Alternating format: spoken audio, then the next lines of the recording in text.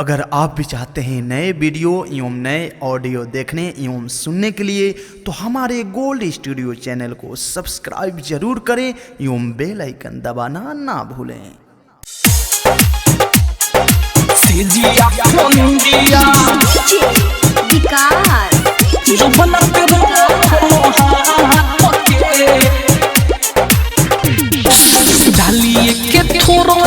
चली गईले भोरही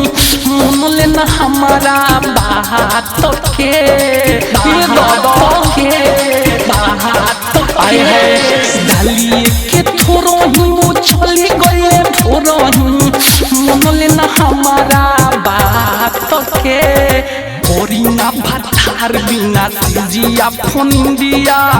जुबना पे रोको हाथ के ना भातार बिना सिजिया फोन दिया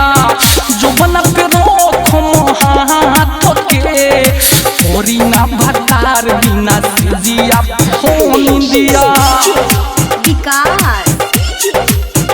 जुबना पे रोको हाथ के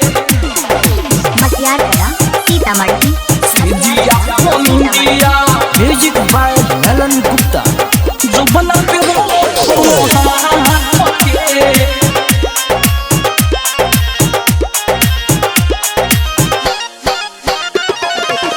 बाड़ी मेरे दैया खरे जमानी से जिया पे भोरे के पोहरे सिरहानी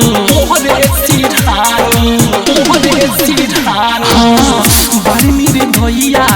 खरे जमानी से जिया पे भोरे के पोहरे सिरहानी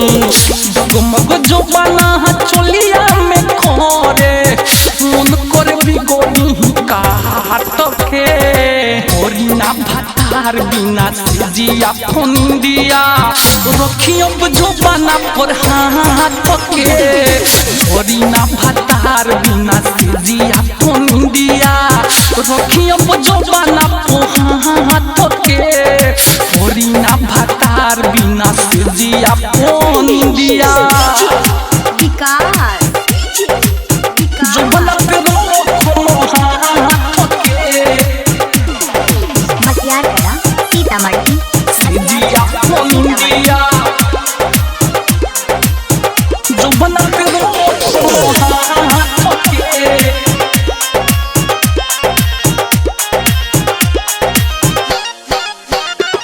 रे ठीक से जोताई ना कोई लेबू हॉल से